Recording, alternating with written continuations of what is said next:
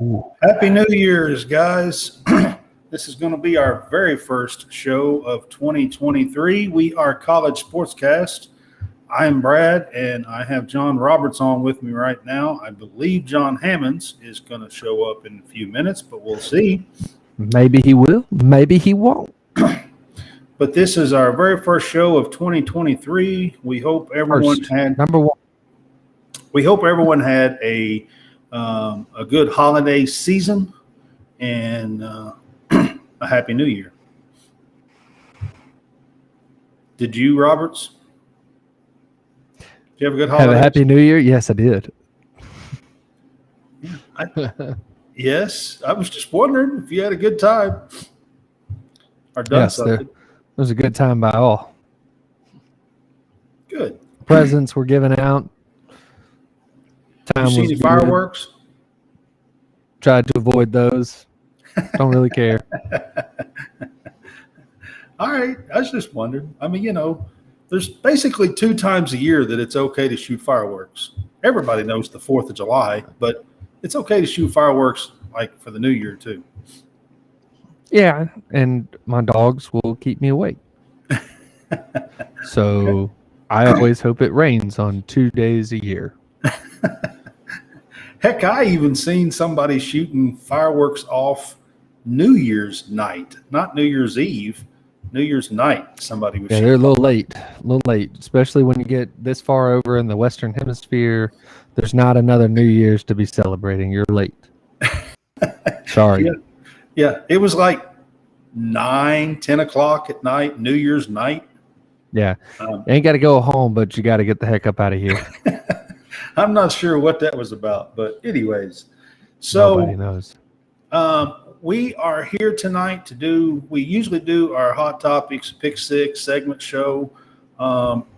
This is the week of the College Football Playoff Championship game, and it's going to be TCU versus Georgia. And we thought we'd come on and kind of cover each team a little bit, talk about each team tonight for just a little while, and then maybe make our picks a little bit later in the week, but kind of have a show that might be dedicated to the College Football Championship game. We will throw in a few news updates and a few things like that as well.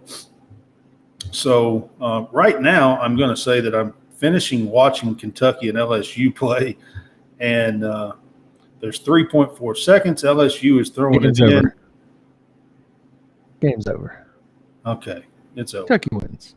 Kentucky wins by 3 at home in Rupp, 74-71. Of course, this LSU team just did beat Arkansas, number 9 team in the country last week. So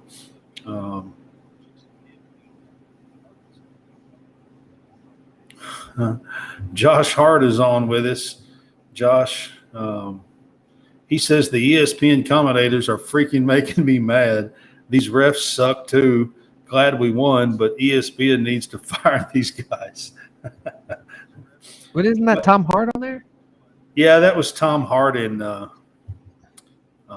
why you want to fire your brother, man? I kind of like Tom Hart and Dykes, Josh.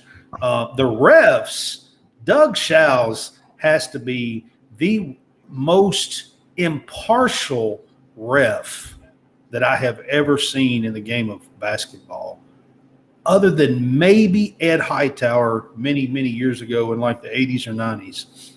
But Doug Shouse absolutely beats Kentucky. What about TV Valentine? Yeah, Valentine was pretty tough. Valentine. Yeah, it's all about me. Yeah, Valentine was pretty terrible too. You're right on that. Those terrible are the 3, 2, terrible 3, terrible whatever. Those are the 3 that I would mention. Doug Shouse cannot stay in Kentucky, and every game he does, he calls some of the, just ugliest, atrocious calls. In the first half of this game, Cason Wallace had a putback on a free throw and got hammered. And they called the foul on Doug Shouse called the foul on him, took the basket away.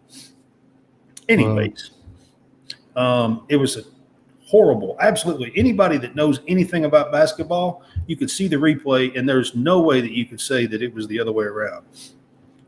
But Doug Shows blows his whistle and says, Case and Wallace, it's on you.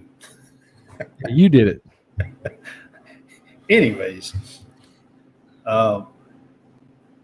that's how Doug Shows calls Kentucky games, and that's nothing but the truth. If you're a Kentucky fan, and every game that he coaches or he refs, we are under 500 in those games in his lifetime.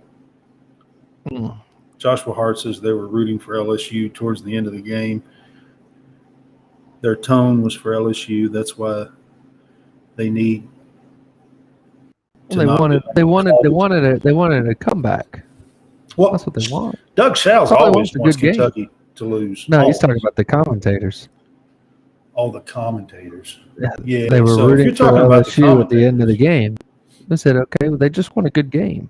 Yeah, so they was probably one. If they come back, then you get to have 5 more minutes, and then you get. So Josh, just so you know, Jimmy Dykes was once an assistant coach at UK, so he does like UK, and Tom Hart's a pretty good. What's his? Is he the commentator? He's not the color guy, is he? I can't remember which one's which. Tom Hart's play-by-play. Play-by-play, or whatever you call the. Yeah, he's the play-by-play, and Jimmy Dykes is the color. Yeah, is the color, right? Yeah. I was just trying to remember what each one of them was called. So what you call them? Yeah. Yeah.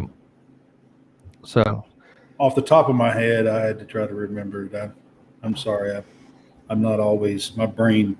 I have to think things through sometimes. So. Yep.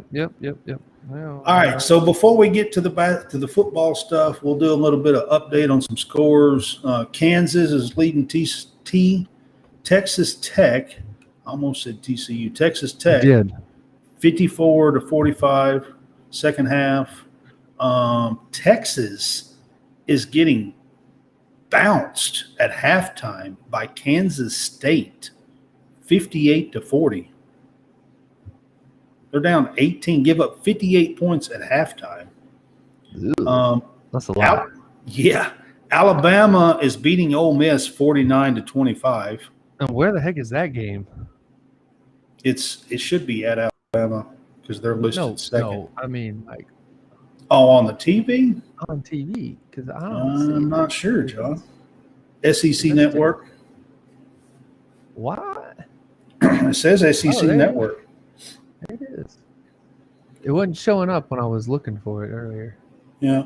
Virginia is beating Pitt 44-35. Wisconsin beating Minnesota 45-32. Tennessee laid the wood to Mississippi State tonight at Tennessee 87-53. So that's some scores tonight. There was some pretty good games on tonight. So try to give you an update. Maybe before the show's finished, we'll give you another little update here and kind of run through some scores. And I'm not sure how this works. I don't know if Hammonds can get on after the show has started or not. I thought you could. I thought you could. We'll see. I don't know. He said he'd be on. So anyway. All right. If not, we're cool together, right? I mean, I think. Yep. Hey, just a few announcements. Thursday, we will have Travis Jennings from the Bar Banter podcast on with us on Thursday night. He will we'll do our pick'ems and stuff like that with him, and then he'll do a little bit of a piece of their show, what they do with us. So we'll answer some questions, whatever he has for us. Yes, and we're excited about Travis from Bar Banter being on with us Thursday night. They do of course, they have a few drinks, I think. There's usually about at least four guys on the show. And, they cover movies and sports, and they do a little bit of comedy. So we're excited to have them on. Like you said, they'll be on Thursday night with us at 8 o'clock. So y'all join us for that. I also have another big announcement. On January 24th, we will be doing a mock draft, NFL mock draft, and we're going to be doing those once a month. We have a guy that's going to pair his show with us. He has Mock Draft Guy YT YouTube channel. And he has agreed to come on our show and be a part of us. And we're going to pair the shows together. And once a month on the Tuesday before the last Thursday. And this month, that falls on January 24th. I can't say it's the last Tuesday because the last Tuesday's the 31st. The 31st. Right. So I have to say it that way. It's the Tuesday before the last Thursday. And the reason why we set it up that way is because the last Thursday in April is the NFL draft. So we will have our most updated NFL mock draft 2 days before the draft that we can reveal to everybody. And it'll be cool. And I'm hoping, I did a post today on it on Twitter and had a whole bunch of responses and retweets and stuff on it. So y'all picked the craziest times to have To have what? to have what? a podcast. Why is it crazy? We always do Tuesday nights. I know I'm not saying that, but when I'm watching Kentucky, that's my priority. Oh, Listen, man. we're gonna have to either just be on or not. I guess I'm not real sure because I'm trying to do things and keep it on a schedule. I think it'll work better that way, especially trying to grow. If we had an established base, it would be different. But we're trying to grow, so. But I get that. It's just I'm a big UK fan, and you know that. Well, I mean, you ain't no bigger UK fan than I am. I've been a UK fan all my life. I just can't multitask. Is what I'm trying to say. I just can't. You gotta learn. I got games going on. I'm watching multiple games. I agree with you that Toppin second half really did help us because minus Toppin in the second half, we really didn't have a whole lot of scoring with a minute and before Toppin's big 3-pointer in the corner there, with a minute and 20 seconds to go in the second half, we had only scored 25 points. Toppins. So he did have a big half, and Josh, I appreciate you being on with us, and I agree with you on that.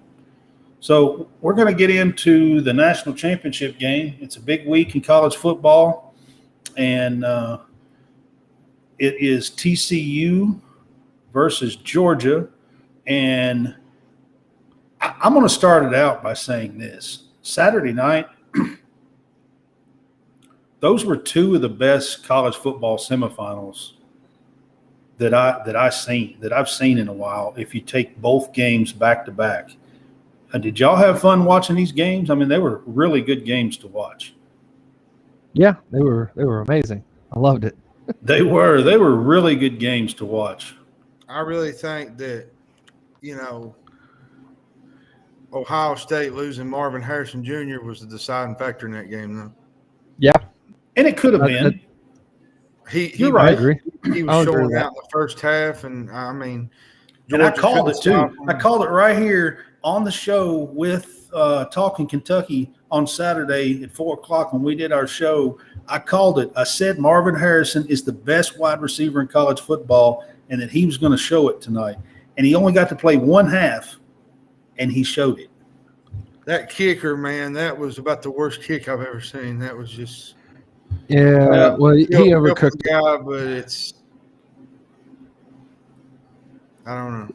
Overcooked it. I mean, trying to kick a 50-yarder is not easy. So, you have to try to put a little extra on it. And that's what he did. And when he did, he hooked it left. I mean, it was terrible looking. Kentucky can't really say much. So we ain't got to get. I mean, the kick was terrible looking, and I mean, I'll be the first to admit that. I mean, it was terrible looking, but you can't throw it all on the kicker. No, C.J. Stroud right next to, So Josh Hart was on with us on Saturday, and he said, "Yep, you did say that. I remember that." So I say, next to probably Bryce Young, C.J. Stroud's probably one of the better quarterbacks in the country, and he's going to be a good pick for somebody in that mid.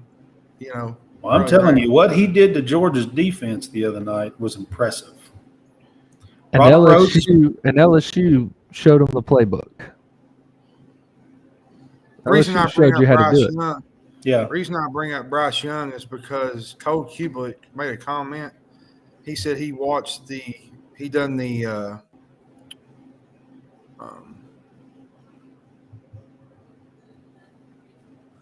film review over the Sugar Bowl, and he said that there's nobody in the country that was a better quarterback really than Bryce Young. He never really had a bad game. I mean, Bryce Young saved Alabama so many games. He's 23-4 in as a starter at Alabama. That's impressive.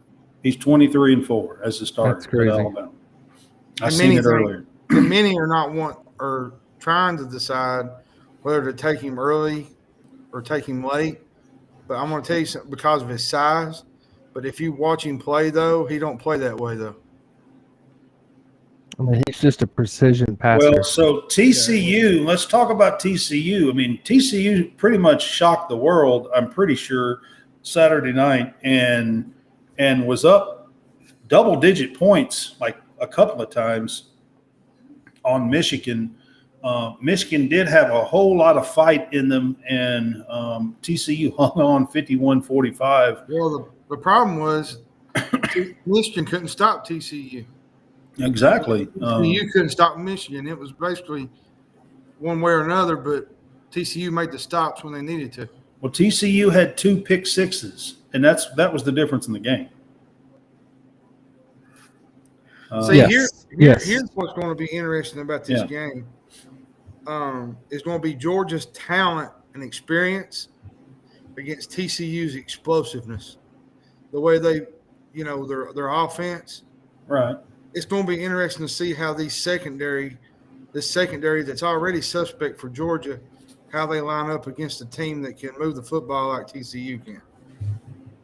Well, we're going to start out with kind of talking about TCU and their season. TCU finished the year last year 5-7 and fired their coach. They hired Sonny Dykes, and it was a questionable call. A lot of people wasn't sure if Sonny Dykes was going to be the right hire, to be quite honest with you, and I'll talk a little bit about that more in the next segment. But they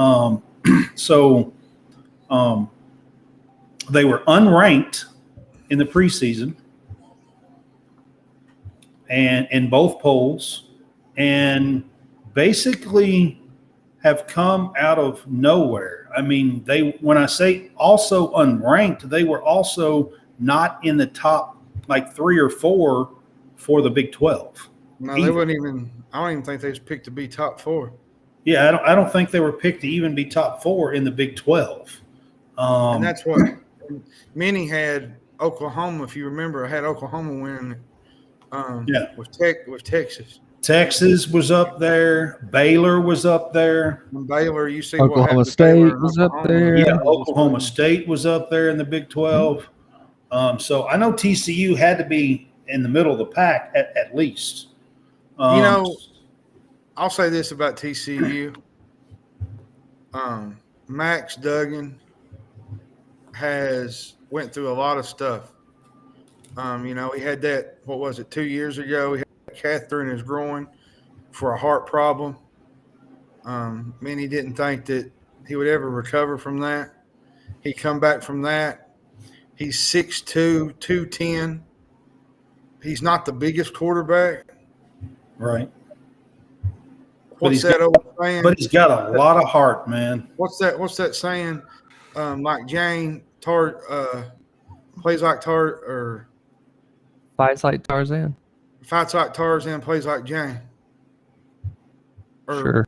reverse, whichever way you say it. I So don't know how it Alabama goes. had a quarterback that was very similar. Didn't really run as much as Max Duggan did, but do you remember Jake Coker? Yeah, Jake Coker. Yeah. Yeah. That was one of those guys that not really the best quarterback or the greatest quarterback or anything like that, but the guy Looks was like a gamer. Tarzan. The guy was a gamer. Looks like Tarzan plays like Jane's what it is. There you go. Okay. I was getting tongue So- tied on how to say that. He's But just yeah. Go ahead. Well, I was just saying that Alabama had a quarterback that wasn't necessarily like the one guy that you would think, man, this guy is going to be awesome or anything like that. Because I mean, he was a backup at Florida State, transferred in, got beat out his first year, and then came back came back for year number 2, ended up getting the job and won a national championship. Did I say doing that. Max? Or did I say somebody else? I think you said Max. You said Max. Did I say Max? Okay. Yeah, I probably didn't so. put it up there on the thing. I thought maybe I had not said it right or something. No, you said it. I just had a few topics that I was going to go through. Yeah. But yeah, he showed a lot of heart. I didn't really watch a lot of TCU games this year. I mean, I watched the Baylor game where they lined up with the field goal, which was absolutely insane. The fire drill. The fire Drill. That's the fire drill right there. That I really took it all in for Max Duggan was the Big 12 championship. That kid left it all on the field, man. Even in a loss, he willed his team all the to way a comeback. Yeah, to a comeback. And it was just like there was 2 or 3 drives there where he just ran the football and was running over people. So let me tell y'all this. Before that loss to Kansas State, they finished the season 12-0, okay? They had won 7 straight games by 10 points or less. 7 straight games by 10 points or less. So they've had to fight all year long. They had to fight against Michigan, and I'm gonna give y'all, talking about TCU just a little bit, I'm gonna give y'all a couple of players, and I'm gonna talk about them for a minute. Dylan Horton, okay? He's a defensive end for TCU. He started his career as a safety. Did y'all hear me? He started his career as a safety. He transferred to TCU and put on 75 pounds after he transferred. Against Michigan, who won the award for best offensive line in college football this year. This kid had 4 sacks, a forced fumble, and a pass breakup as a defensive end against the best offensive line in college football. This is what kind of heart and what kind of kids play for TCU. I'm going to talk about a second guy, and I'll probably butcher the guy's name, but Imari, I've got that. I think it's Demicado, I think. He is their backup running back, okay? Their backup running back, and the reason why the backup running back was in is because the first string running back that had over 1,300 or 1,600 yards for the season got hurt midway through the second quarter. Okay, I'm going to bring this kid up because, again, this is against Michigan. He had one – before the Michigan game on Saturday night, he had one career 100-yard game in 2018. Okay? He comes into the game against Michigan, has 17 carries, 150 yards, and a TD. Impressive. I mean, can't forget about Quentin Johnston either, the wide receiver for TCU. He had that big long pass from Duggan. Yeah. What was it? 66, maybe something yards down the middle. Well, I mean, I'm bringing these up. This Dylan Horton kid, he had no stars coming out of high school. Okay, he was a small safety, had to pick up 75 pounds after transferring to TCU to play defensive end. I mean, I'm bringing this up because these are not kids that you're going to find on the Georgia team. Mm-mm. These are just not kids you're going to find on the Georgia team. But that don't mean, I've said it. You look at there's been a couple instances in some of these championship games, not even football, basketball, baseball. You don't have the best team, but sometimes heart wins out over talent when talent doesn't work hard. So you're right. Absolutely. And a couple more things about the names I got up there. Sonny Dykes is only before TCU, before he got hired last year, he'd only had one Power 5 job, and that was at California. If you can remember, Kentucky was a spot for him when they was hiring Stoops. He was one of the guys, but he's been at a couple of other smaller schools and done really well. But he's had one Power 5 job. That was California. His record there was 19-30. And that's why I said a lot of the TCU, a lot of the media and stuff, not TCU fans. Let me scratch what I was getting ready to say, but media and stuff was questioning the hire of Sonny Dykes. And then also Max Duggan. You talked about, some of the stuff he's had to overcome. He started this season as the preseason backup. This season. Yeah, we talked about it early in the and he's the Heisman runner-up and the Davey O'Brien Award winner. And I'll say this, I'll go even far as say, I don't think it was the offense that beat Michigan. I'll tell you. Yeah, there's two pick sixes. That beat them. I agree. But they shut down Michigan's running game. They did shut down. And they had 100 more yards rushing. They had 265 yards, and Michigan had like 160 or 165. And that was a major thing because Donovan Edwards and that group that they got, even without Blake Corum, they're still pretty good. Yeah. And they shut them, which they had that one little play early in the game that scored, and they had that big run. But beyond that, in the second half, they just completely shut Michigan off on the run game. And I think that's where Michigan lost this game because if you notice in some of the games all season long, Michigan was dominating in games in the run game. Ohio State, was it the Penn State game? They were running 300-400 yards in some games. TCU just shut that plumb off, and that's a testament to what Sonny Dykes and what this group has done. And they're going to go up against a bigger challenge, I think, though. Well, they are. And a bigger challenge, but they are. Absolutely. Going up against a team, you're also going up against a team, with Georgia, and a team that can, not to say that they've ever really been pushed to do it, but they can beat you throwing the ball especially more so than what Michigan was able to do. There's only been really two games that Georgia kind of fell asleep, and that was the Missouri game and the Kentucky game. And I think the Missouri game, they was closer to losing than they was the Kentucky game. Because the Kentucky game, they just kind of – I think the wind had a lot to do with the wind and rain that day affected that game a lot. It was kind of in and out, yeah. Yeah.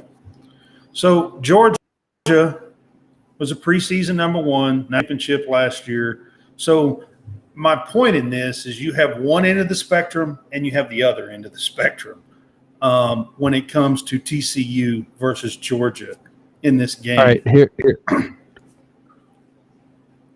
How do we have our quarterbacks compare? Because this is kind of a weird little look for quarterbacks. Yeah, we're going to get to we're going to get to Stetson. I got him. I'll say next. this. You know, history favors the Dogs. A shootout favors TCU. and I'm not so sure that TCU's offense can't get it done. They've done it every game. I think Michigan's defense is overall. It's got to be close to Georgia's defense, Georgia's defense is missing a few players. They were this past week. I said it. I told you this. Third game, maybe. Might have been the fourth game. I can't remember about Georgia. I said they're going to run into a game because I think it was the Kent State game you was talking about? Yeah, where they probably. gave up a lot of They yardage. did, yeah. I said their secondary is suspect. And I said they're going to run into a team that has an offense that can move the ball at will. And they're going to have Ohio State damn near done it. I mean, they damn near did. done it. And I'm not so sure TCU has a better offense than Ohio State does. They might actually. So it's going to be a challenge. I think that Georgia knows it's going to be a challenge. Georgia ain't stupid. They've been here. They know what to expect. You know, they're smart. Kirby Smart is probably one of the better coaches in the country. You know, I listened to him do pregame speeches. He treats this like a war. Like he treats this like Kellen Winslow Jr. He's just a different animal when it comes to preparing a team for battle. And just listen to him speak. He don't treat it as a football game. He treats it like they just killed your dog out there, and we want to take them. We want to take their soul. And I mean, it's just, you know. Yeah, I mean, so my next topics were Kirby Smart and Stetson Bennett. I mean, Kirby Smart, job that he done at Georgia, elevating Georgia beyond what they already were, which was pretty much a perennial 9 or 10 win team. What I meant by that was he's just very intense, is what I'm saying. He is absolutely. He don't take a like you noticed him. Was it a couple of years ago in a championship game? He grabbed Stetson. Was it? Yeah, it was last year. He grabbed Stetson going out to the locker room. You know, most coaches don't do that. Oh, he did that. He did that yesterday. He did that. Yes, he did it on Saturday. Yeah, I mean, Saturday because they had that one. He come out on the field and grabbed and put his arm around him and talked to Stetson. That's what I'm saying. Yeah, because there was a player too. There was a player too on that last series, and then they ended up because he wasted too much time, or he did something, and then it killed the drive. Yeah, it killed the drive. So they ended up just taking a knee and going into the locker room. And at that moment, that's right when Kirby ran straight to him and said, straight to him. Most coaches don't do that. Yeah. I mean, there's a few that do that, but not. And then immediately after the game, I mean, they're interviewing Kirby, and they're like, well, what'd you think about your quarterback? He's like, he's got a lot to work on. Well, I'm going to tell you right now, game. Stetson Bennett had one of the best fourth quarters that you could ever ask your quarterback to have. He was 10 of 12, 190 yards, and 2 TDs in the quarter, and Georgia started the fourth quarter 38-24 down, 2 touchdowns. He also was a little reckless. He was reckless in that too. TCU was picked 7th in the Big 12. 7th. Okay, I knew it had to be somewhere in the middle at least. Yeah. It was 7th. Yeah. Not even in the top half. Nope. That's I'm trying to say, you got TCU that was down here at one end of the spectrum, and you got Georgia that was at the very top. And that's kind of what the game is. And, Roberts, you like to pull for the underdog. So but it's an SEC school. So Um, you don't have to tell me right now. You don't have to tell me. We're going to do that later in the week. But so if you're TCU, you're looking at Georgia's secondary because you think you can, really work with that because that's that seems to be the weak spot and the one weak link that you need to be attacking if you're TCU is Kylie Ringo going after him. I'll right. tell you too something that Georgia and TCU kind of have in common is they have two quarterbacks that play with a ton of heart, a ton of character, and they've came back in certain games and won. There's a lot of moments in the season where Georgia's had a couple games where they fell behind. They've come back and won. TCU probably a little bit more than that. But they mirror each other in a way at certain places. Who has more moxie? Except which quarterback? Georgia has more moxie. That's true. So I made a statement a while ago that Georgia don't have those type of players that I was talking about that TCU has, the names that I threw out. But I do want to throw one name out that is very similar to that, and that's Stetson Bennett. Stetson Bennett was a walk-on. Mailman. The mailman. Yeah. So when I said that Georgia don't have those players, they do have one, and that's Stetson Bennett. And I don't know if anybody caught it or not, but when the game was over Saturday, Stetson Bennett was crying like a baby. Yes, I saw that. Yeah. I mean, it was before the last snap because it was they had the big celebration once and there was 3 seconds left. Once the turnover on downs happened. But you got to think though, Ohio State was so close to winning that game. Oh yeah. Stetson thought it was over. Ripping your dreams out and saying, you know what, you ain't going to get back-to-back national championships. Oh, I'm not making fun of him, man. That's heart. Oh, I mean, Stetson has heart, man. I mean, it's all there. And if you watched his facial expressions, he really thought this game's over. He did. So Georgia fans did too. They scanned the crowd, and Georgia fans were sick. Oh yeah, absolutely. So, anyways, I made a statement that Georgia didn't have those type of players, but I want to make sure. I want to make sure that I make a statement and say that they do have one player. They got two. Actually, they got two. Okay, who's the other? Brock Bowers. Bowers was at least highly ranked. Yeah, but he's not your average wide receiver either. No, he's a tight end wide receiver. He does everything. I tell you who he kind of reminds me of is Gronkowski from. Brock Bowers will be playing in the NFL soon. He'll play somewhere.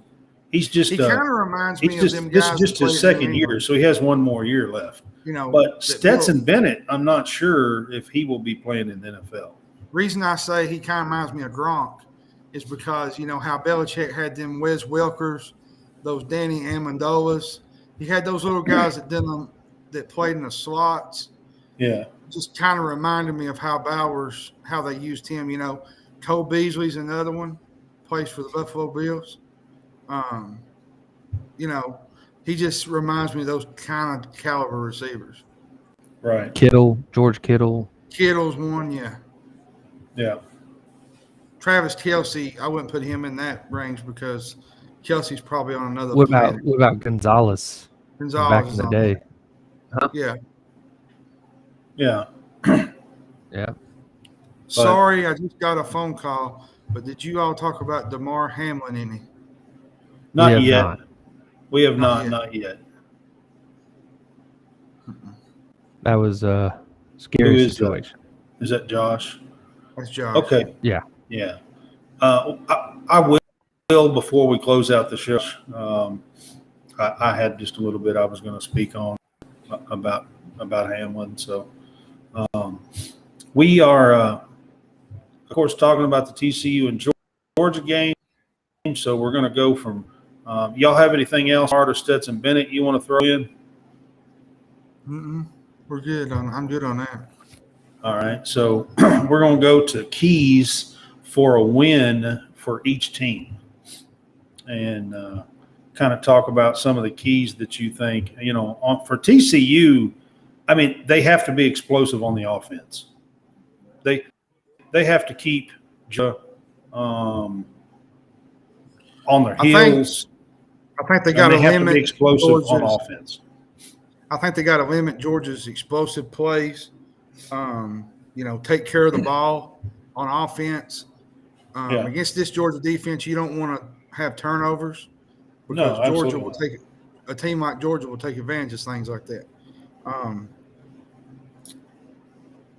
Just put your foot on the gas and play 60 minutes is what I look at it. Play like you did against Michigan. No holds barred. You get behind, don't sit and think. Don't get too high. Don't get too low. Because you're going to find yourself behind this game eventually. You just don't want to get behind 14-0, 21-7 against a team like Georgia because in that regard, things might not go as the way you planned it. When Georgia gets up, then they can lean on you, and they can just sit there and start running and start, leaning on the run game and whatnot. And so what you don't want to be is down 2 to 3 scores behind them. The fact that you have a quick strike, a quick strike type of offense, and have the ability for that quick strike is is the one thing you've got to be able to kind of play in on. Just talk about the quick strike. There was a section in that Michigan TCU game late in the third quarter where, each team, it was just a bomb. 40 seconds and touchdown. 52 seconds and touchdown. 40-some seconds and touchdown. Another thing Georgia has that a lot of people don't realize, well, they do realize, but is Georgia's got more team speed than Michigan and some of these other teams. Correct. They got speed on the outside. They got speed on defense up front. It's not going to be the type of game that you want it to be physically wise like you was in Michigan. You're going to have to take it up in a couple more notches. You're going to need to, one, do what Ohio State was doing, which was running as many plays as fast as you possibly can. Just a hurry up. And Max Duggins is going to have to use his feet along with his arm. Right. Well, and so TCU had – go ahead. Yeah, I was going to say hit the outsides to soften up the middle, and then just start pounding away at the middle. It's going to take the whole game to get that middle softened up enough to go through. But I think you can do it. You just have to – you have to be committed and stay committed to the run. You have to be committed, stay committed to the run. 3 turnovers against Michigan. You do that against Georgia, you're most likely not going to win the national championship. Right. The only reason why they overcome those turnovers against Michigan is the pick sixes. That's it. Yeah. But you're not going to be able to get by with that against a team like Georgia. Is what I'm saying. Right. You got to. You got to force. You got to force the turnovers. You got to force turnovers too. Yourself. Yeah. Yep. Yeah. Yeah. Absolutely. I agree with that 100%. You look good on camera tonight, by the way. Keep up the good looks. Well, thank you. All right, man. I wouldn't talk to you, Robert. I was just trying to get Brad to laugh a little bit. So we are not going to be picking yet, but Josh Hart's on here and says he thinks in the end that Georgia's just too good and that they will win the game. Can I pick? I was not planning on us picking, but I was going to do that Thursday. That's going to be our show on Thursday. If I had to pick right now, I would pick Georgia just because of the overall talent and team speed. That's what gets me. Well, I'm we're picking still a team south of the Mason-Dixon line. we're still 6 days away. I think we have enough time to kind of judge things I'm a not little saying bit. that. I just don't know how TCU's going to respond to that kind of speed that they're going to come up against. We might even pick Sunday. Year. They've done it all year, but I just don't. It's going to be tough for me to decide on this one. We might even pick it Sunday. I thought I'd talk to you guys about it, but that's the day before the game. That's the day before the game. Green Bay Packers are one game away from the playoffs. Yeah, they'll be playing Sunday night. Hey, that's a perfect chance right there while they're playing. So, anyways, I just wanted to let Josh know I'm not playing on. We're just kind of covering the game and covering some of the team concepts and stuff, and talking about the big they had. I did a poll on Twitter and said which was more surprising, the 51 points in TCU win or the Georgia comeback on Ohio State. And in my opinion, the 71 or 72% won it. And it was TCU. But I think the comeback was just about as surprising. I mean, the way they did it at the last, and then leaving them 54 seconds and Ohio State getting in field goal range. I mean, I just thought, Georgia's fixing to lose, y'all. The thing I thought about that when Georgia scored, you looked on, they were showing, how they scanned the field and everything.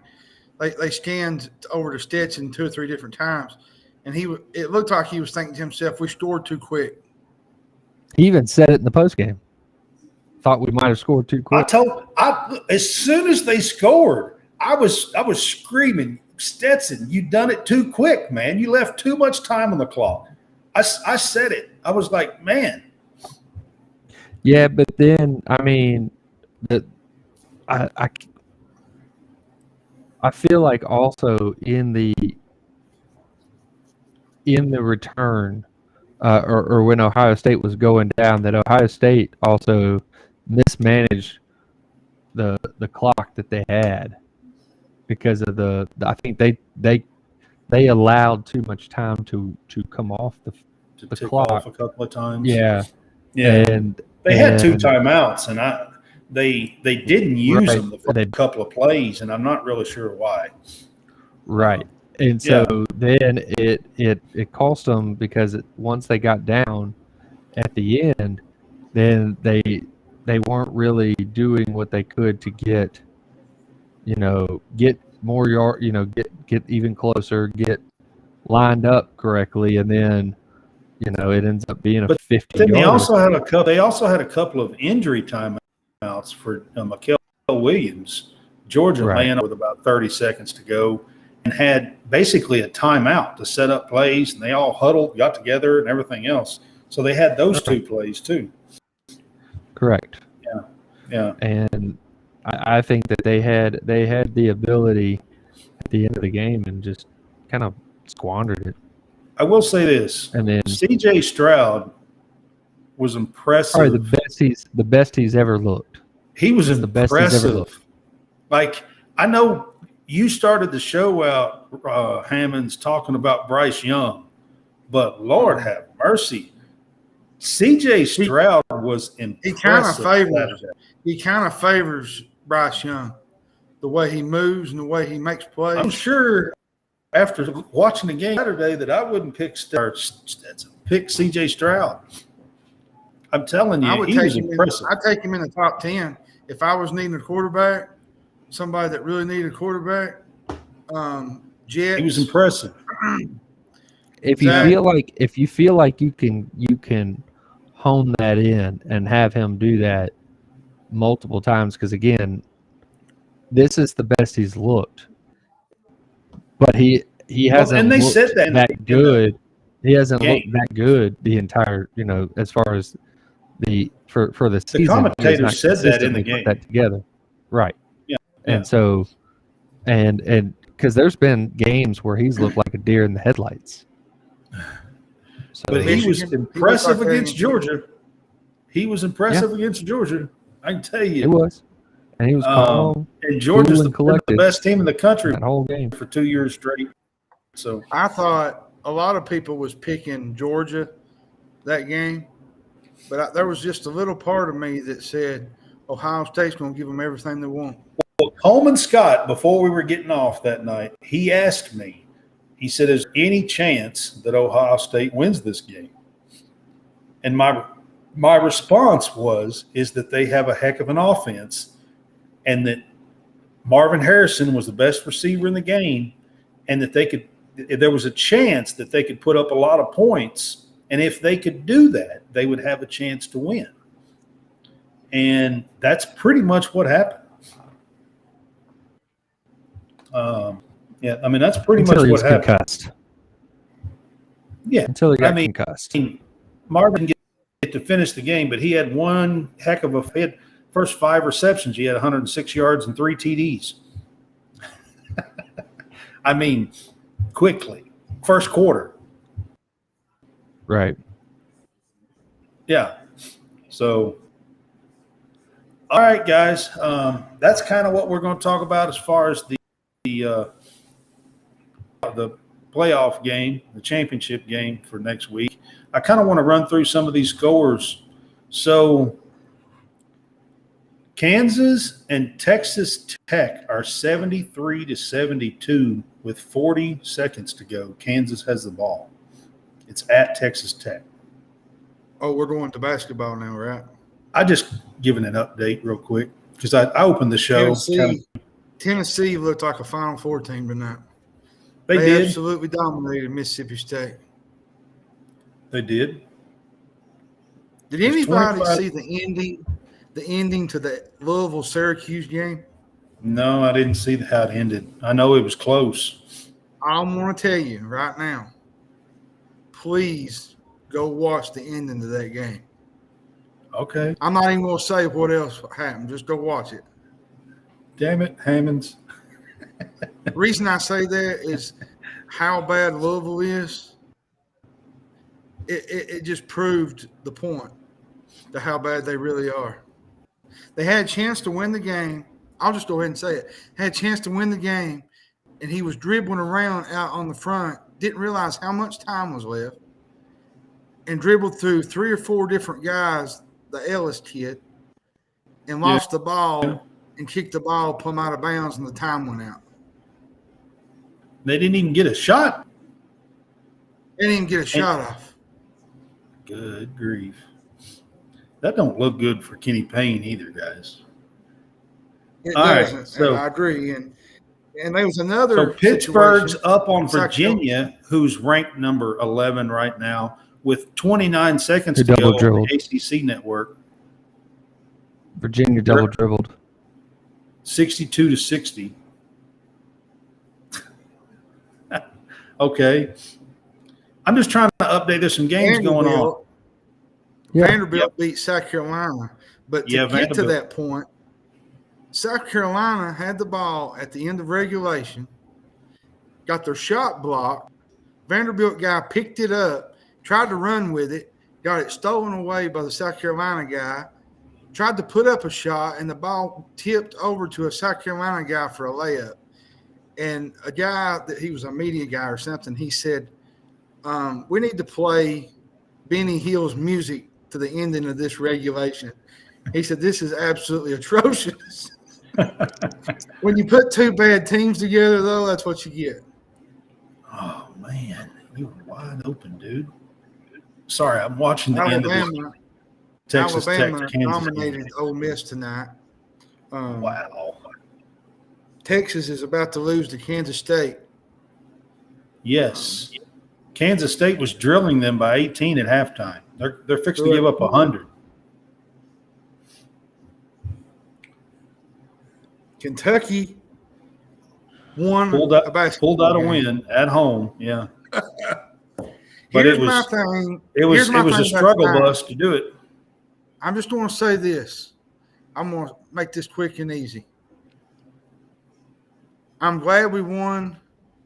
Toppin looked good. There was Second some half, really he good. looked good. There was some really good moments in this game. They moved the ball around. They played better team ball. The energy was there.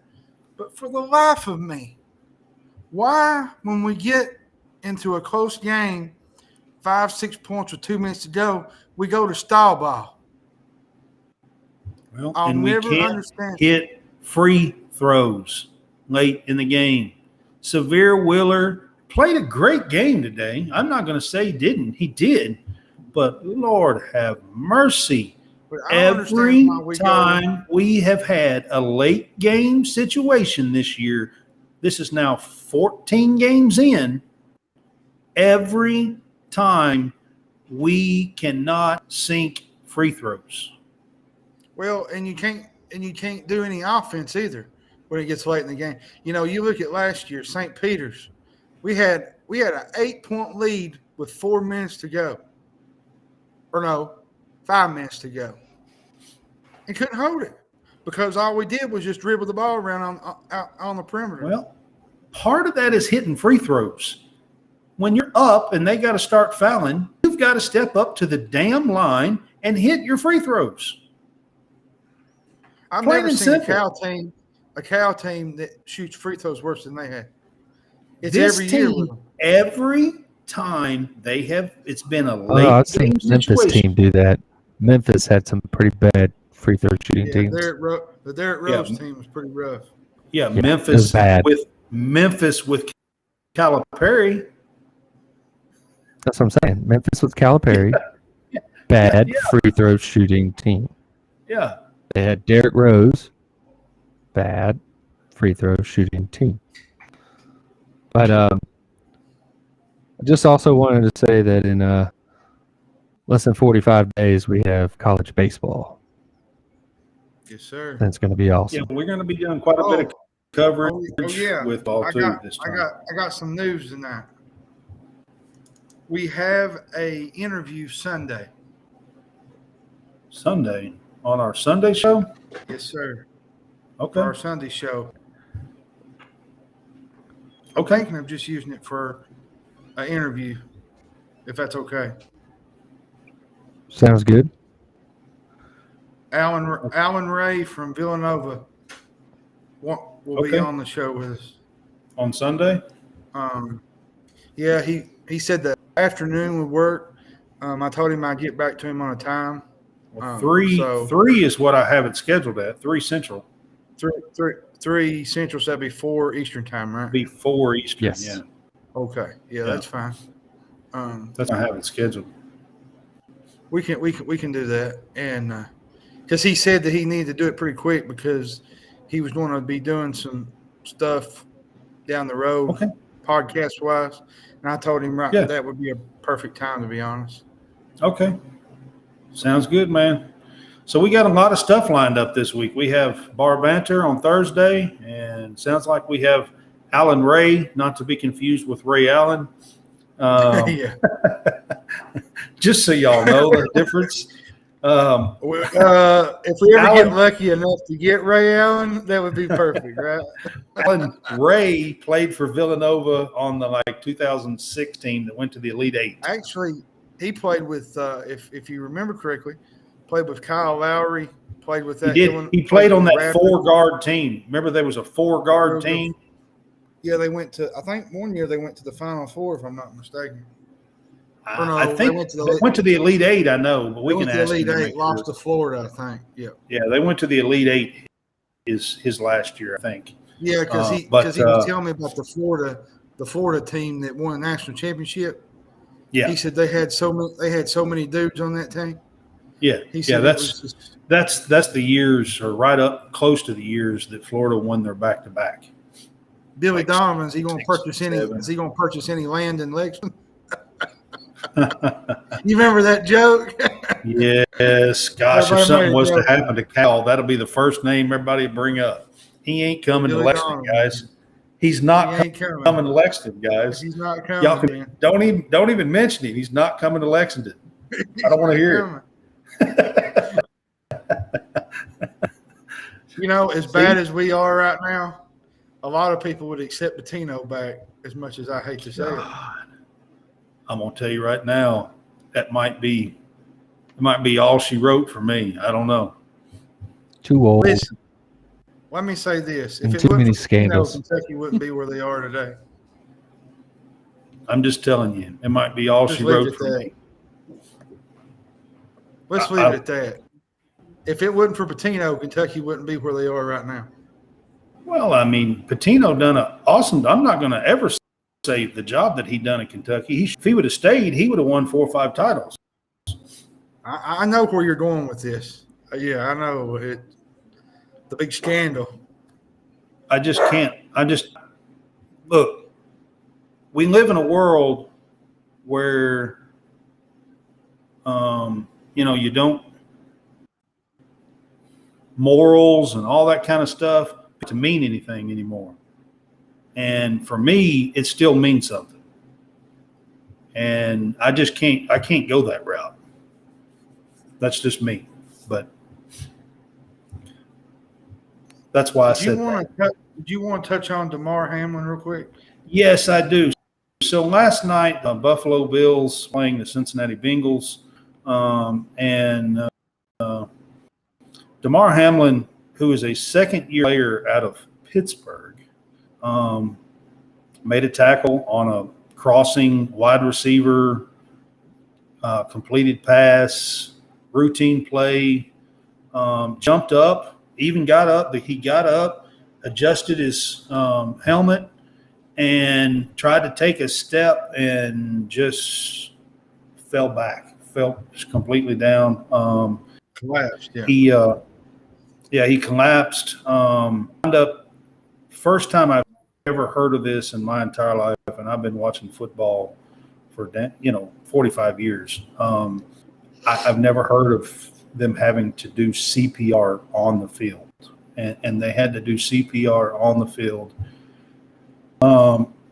I do want to mention one thing. So we're College SportsCast, and this was in the NFL. So I want to go. So this kid, he's 24 years old, and I'm still calling him a kid because he's half my age, okay? But he's 24 years old.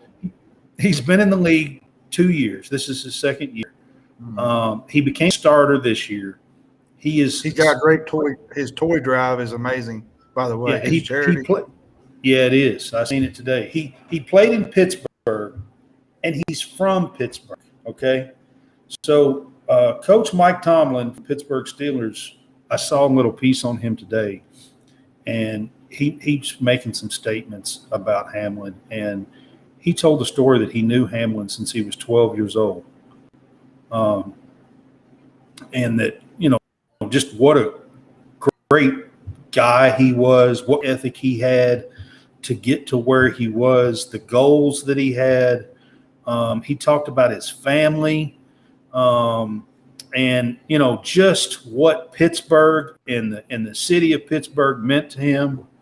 And so I wanted to throw that in as I talk about this, because we're College SportsCast, and people have been talking about praying for the Bengals and praying for the Bills, but there's a whole nother family of this with Pittsburgh Panthers that that's being affected by this, and I just want to throw that in there because he was a big Pittsburgh guy, and played at Pittsburgh, and from Pittsburgh as well. So I mean, he was so well known that the NFL head coach Mike Tomlin knew who he was at 12 years old. I mean, that's, as a player, that's pretty big. Yep. So, many prayers for him and his family. He's still in critical condition. The last I heard, there was an update a few hours ago, but all signs are pointing that he had a heart attack on the field. They said he went into a cardiac arrest. Yeah. They said that they had to pump him with AEDs. In today's technology, you wouldn't think they would have, even for an NFL game, they would have that ready to go on the field, but apparently they did last night. Yeah. They had all that ready. I mean, within 4 minutes, they had already done all that stuff. That's how quick. Yeah, and they said that they pumped him for almost 9 minutes, CPR for 9 minutes. Yeah, they were working on him within 4 minutes after he was medically, according to what I read with the media, NFL spokesperson said, he was perhaps medically dead for a few minutes. Possibly. It doesn't sound good. I mean, it kind of reminds me of the Mike Leach thing that we had about a month ago. The Hank Gathers situation. Yeah. And what I took from the game last night, when that happened, you could just see on the faces of every single player, they was not interested in a football game. Well, let me say this. The whole Bills organization, every player, every coach, was on one knee praying. So that was kind of good to see. I'm just going to throw that out there. Well, the Bengals were too. I know, but I'm just saying, in today's world, we don't see that a lot. Everybody says, it's awful to, talk about religion or pray or, stuff like that. But last night, everybody in that stadium was praying for Damar Hamlin. Well, I had a friend that was at the game, and he said that in the stands, every single fan was locked together in arms praying for Damar Hamlin. And you don't see that at an NFL game anymore. His mom was there last night, by the way. His mom was there, yeah. Yeah. His uncle gave an update, I think was it 6 o'clock maybe, earlier tonight, said that they feel like he's doing a lot better. His oxygen's back up to 50%. Oh, really? That's pretty good. That's what they said, according to CBS. I do want to bring in one thing here, okay? And it's been a hot topic ever since they've done this. But they canceled the game last night after this happened. And everybody's been saying in this new age world that we live in that it was the right thing to do. All I'm going to tell you is this. If this happened 20, 30, 40 years ago on the field, there's no way that they cancel the game. We live in a different time. That's all I'm going to say. It would have been treated like an injury, like any injury. We've had people, with broken necks and can't move. And, I mean, there's been lots of bad injuries in football. And a long time ago, it would not have been treated that way. That's all I'm going to say. I'm not saying that in today's world, I get it. I understand. It's a different world that we live in. Sometimes in the world of sports, I think we teach it nowadays that under a certain circumstance, it's okay to give up. I don't think anybody was interested. I don't think anybody was going to be interested. Mm-mm. That's all. None of the players were going to be interested. The fans, even the fans weren't interested. They didn't Nobody care. was going to be interested. We live in a different world. Mm. We live in a different world. I'm telling you. Nobody was interested in that. That's all I'm going to say. And I know that that's not the correct way of thinking anymore in the world that we're living in. I get it. So I'm fully admitting that. I'm just used to the Dick Butkus and Ronnie Lott's and the Mike Singletary's and all the CTE that came from Lawrence that. And the Lawrence Right. Taylors. I got it. That would take your head off. Right. Literally. And then they all shot themselves because of CTE. It's just we live in a social It's a different media world. I said it's a different world, Roberts. It's a social media world too. And we didn't have social media back then either. I know. And it's just things are a lot different. I know it is. I said it was faster. And information travels fast. Like if they say, for instance, Brad Harvey's ugly, it's going to be on the internet so quick that you don't even know your head spinning. It's on the internet now. Probably is. I don't care. I really don't care. Oh, All right, guys. Are y'all ready to wrap this up? Yeah, Yes. I'm ready. So our new sponsor is Swift Grips, and they are gaming grips. You can check them out at swiftgrips.net. Use CSCast10 for a 10% discount, and they're affordable, durable, and high performance. So check them out. We also have Reaper Apparel Company, and you can go there and use SportsCast10 for 10% discount on any of their apparel, and they have some really cool stuff. So check them out, reaperapparelcompany.com. And then go to our link tree and like, follow, support. We appreciate that. So, Don't and follow we will Brad. see. He's an instigator.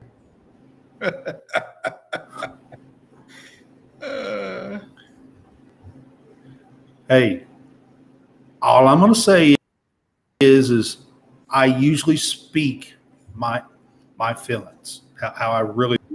You know what? So there's our link. I'll leave it at that. Never mind. Hey, I'm not going to hide behind them. I'm not going to tell you a bunch of stuff that I don't really feel. I'm not going to do that. So Power and death is in the tongue. Let's leave it at that. Just keep digging. Just keep digging your grave, brother. Keep digging. that's what I'm doing. And nobody's pushing you. There's a Metallica song about digging. Yeah. Digging Actually, speaking of Metallica, we might get on the Banner podcast Thursday. We might get to talk about our favorite rock groups and stuff. They are going to do an action movie topic and a trivia team name topic. So that way you can have some heads up. So you can start kind of looking. Yeah, action movies and top trivia team names. Sounds interesting. And then may do a last call where he does some rapid fire, maybe either would you rather or something. Right. Something like that. But those are usually, not really. It's rapid fire, so you're not really there to think about it. So, right. But but it's going to be fun, the first topic or we'll two are talk going to be a little bit of that you can actually football think about. And stuff too. We'll talk Right. football and stuff with him, the college football playoff game, and the championship game and stuff with him, and and do some stuff like that, sports stuff too. So it's going to be fun, and we will see you guys Thursday night, 8:00 Central Time, 9 Eastern Time, and Bar Banter Podcast is going to be on with us. Travis, right? Travis Jennings from Banter Podcast The bar. on all the different. You need to do your old cliche that you used to say when we first started. We will see you down the road. Brad used to say, "We'll see you down the road." See you down the road. Yeah. All right, man.